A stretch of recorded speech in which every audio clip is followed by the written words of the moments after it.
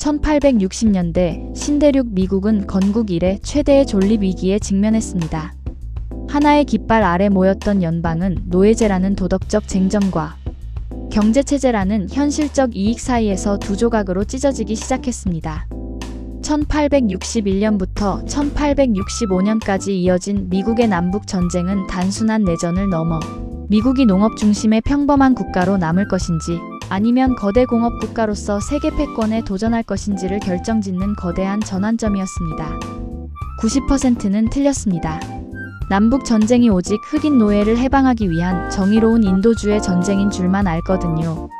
하지만 그 본질은 상공업 중심의 북부와 대농장 중심의 남부가 벌인 국가 경영 시스템의 주도권 전쟁이었습니다. 보호무역을 통해 자국 산업을 키우려던 북부와 영국의 면화를 수출하며 자유무역을 고집하던 남부의 갈등은 타협할 수 없는 임계점에 도달해 있었습니다. 1860년 북부의 이익을 대변하는 링컨이 대통령에 당선되자 남부의 여러 주가 연방 탈퇴를 선언하며 포성은 시작되었습니다. 90%가 놓치는 링컨의 천재적인 정치적 승부수. 초기 전쟁의 양상은 훌륭한 지휘관들을 보유한 남부군에 유리하게 흘러갔습니다. 고전하던 링컨은 1863년 1월 1일 역사의 물줄기를 바꾸는 결정적인 카드를 꺼내듭니다. 바로 노예 해방령입니다. 이 선언은 단순히 흑인들에게 자유를 주는 인도적 조치를 넘어 남부의 노동력을 파괴하고 전쟁의 명분을 선점하여 영국과 프랑스가 남부를 지원하지 못하게 만든 고도의 외교 전략이었습니다. 게티즈버그의 혈전에서 승기를 잡은 북부는 마침내 1865년 연방의 통합을 지켜냈습니다. 링컨의 국민에 의한 국민을 위한 정부라는 연설은 찢어진 상처를 봉합하고 하나의 미국으로 나아가는 위대한 선언이 되었습니다. 전쟁의 상흔이 채 가시기도 전인 1869년 미국은 또 하나의 기적을 일궈냅니다. 바로 대륙횡단 철도의 개통입니다. 같은 해 이집트에서 수에즈 운하가 열려 바닷길이 뚫릴 때 미국은 거대한 대륙의 동과 서를 철길로 연결했습니다. 오마하에서 세크라멘토까지 이어지는 이 거대한 물류혁명은 서부 개척 시대를 열었을 뿐만 아니라 흩어져 있던 미국의 주들을 경제적 물리적으로 단단히 묶어주는 강철 쇠사슬이 되었습니다. 이제 미국은 유럽 열강을 압도할 거대 시장과 공업력을 갖춘 초강대국의 길로 본격적인 행진을 시작한 것입니다. 미국 남북 전쟁의 역사는 우리에게 묻습니다. 법적 해방이 경제적 자립 없이 완전해질 수 있는가? 내전이라는 처절한 고통을 겪고도 미국이 더 강력하게 일어설 수 있었던 힘은 어디에 있었는가? 160여 년 전 미국의 들판을 적신 피와 대륙을 가로지른 철마의 굉음은 오늘날 우리가 누리는 자유와 민주주의가 얼마나 치열한 투쟁과 혁신적인 결합을 통해 완성되었는지를 생생하게 보여줍니다. 스스로 생각하는 힘, 시민의 교양입니다. 19세기 중반 유럽의 변방에서 거대 제국의 위용을 자랑하던 러시아는 심각한 정체성과 존립의 위기에 직면했습니다. 나폴레옹을 꺾었던 과거의 영광은 사라지고 낡은 전제 정치와 봉건적 농노제는 제국의 숨통을 조이고 있었습니다. 1853년 발발한 크림 전쟁에서의 참패는 러시아에게 뼈아픈 각성을 요구했습니다.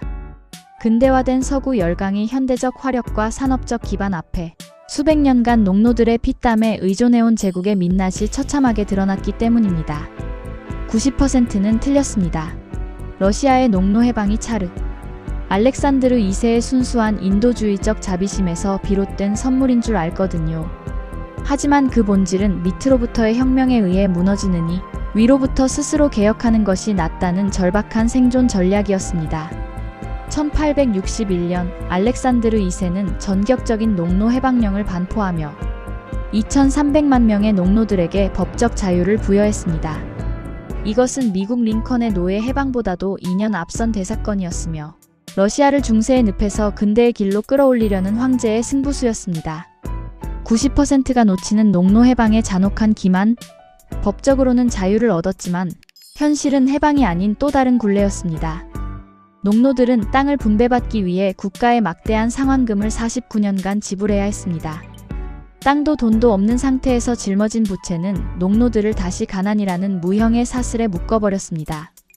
이에 실망한 젊은 지식인들과 대학생들은 민중 속으로라는 뜻의 브나로드비 NAROD 운동을 전개하기 시작했습니다. 그들은 화려한 도시를 떠나 누더기를 걸치고 농촌으로 들어가 농민들을 계몽하고 혁명의 불씨를 지피려 했습니다. 그러나 돌아온 것은 차가운 불신과 정부의 무자비한 탄압뿐이었습니다.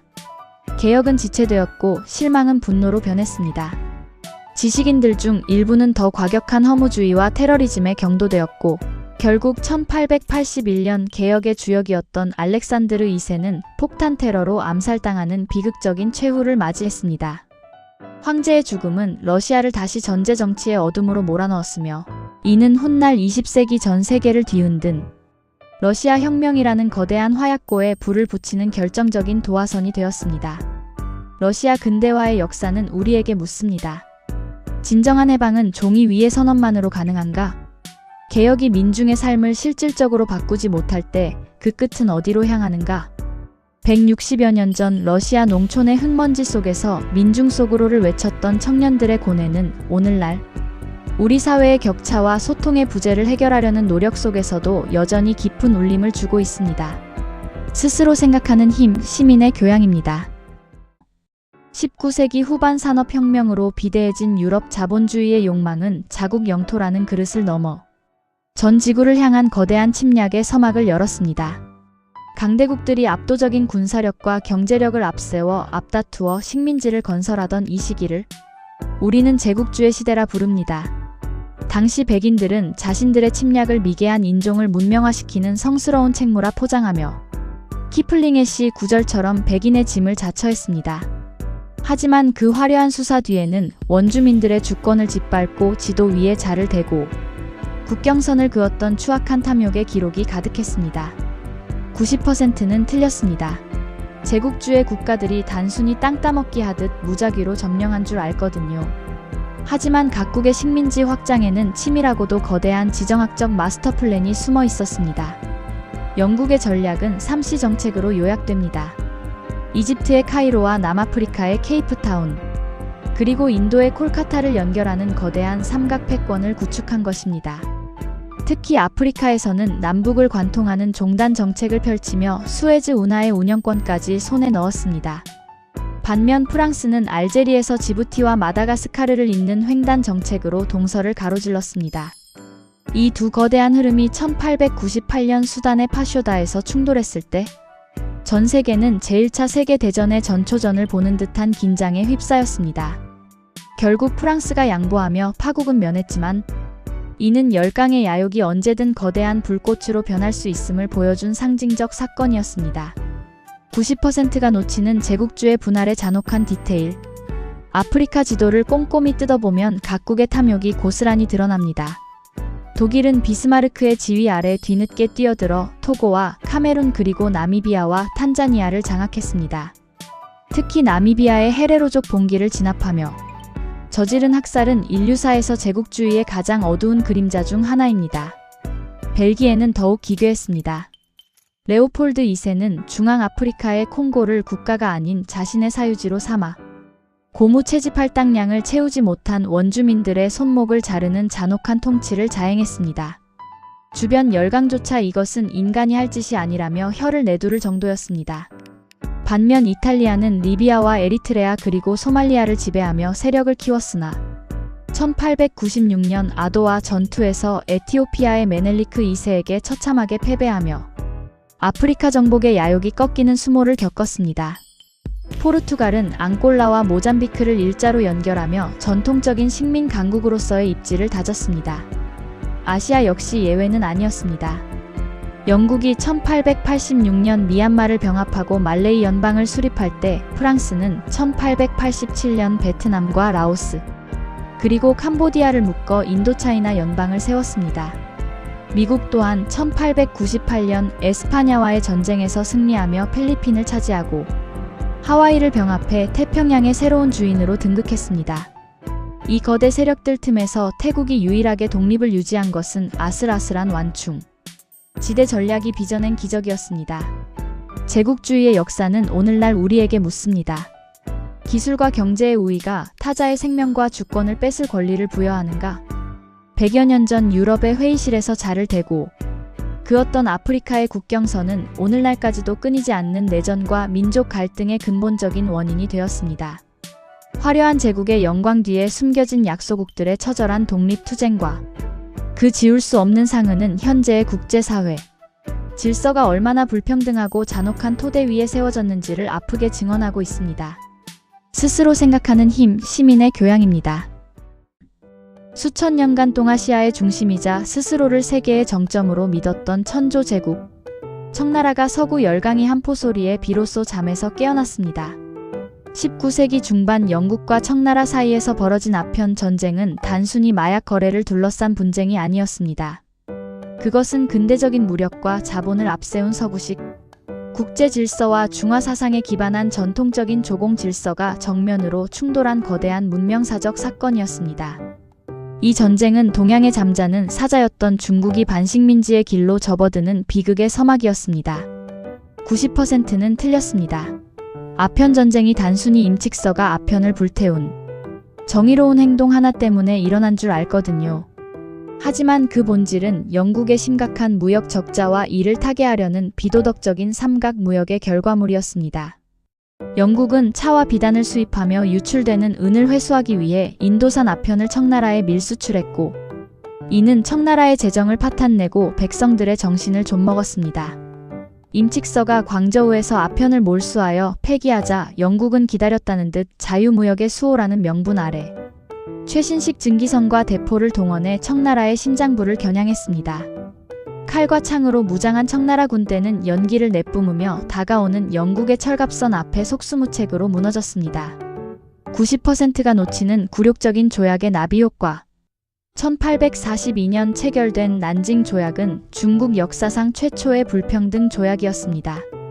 홍콩을 영국에 떼어주고 5개의 항구를 강제로 열었으며 막대한 배상금을 지불해야 했습니다.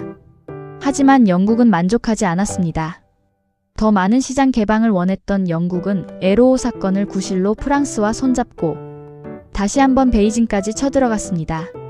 텐진 조약과 베이징 조약을 통해 크리스트교 포교의 자유와 아편, 무역의 합법화를 강요받은 청나라는 사실상 주권을 상실한 환자로 전락했습니다. 이 과정에서 중재를 자처했던 러시아는 피 한 방울 흘리지 않고 연해주를 차지하며 동북아시아의 새로운 강자로 부상했습니다. 무너진 자존심 위에서 청나라는 비로소 스스로를 돌아보기 시작했습니다. 서양의 뛰어난 기술을 배워 나라를 지키자는 양무운동이 시작되었고 홍수전이 이끄는 태평천국운동은 멸만응한의 기치를 내걸고 낡은 청나라 체제를 근본부터 흔들었습니다. 아편 전쟁이 남긴 상흔은 중국인들에게 중화라는 환상에서 벗어나 근대 국가로 나아가야 한다는 처절한 교훈을 안겼습니다.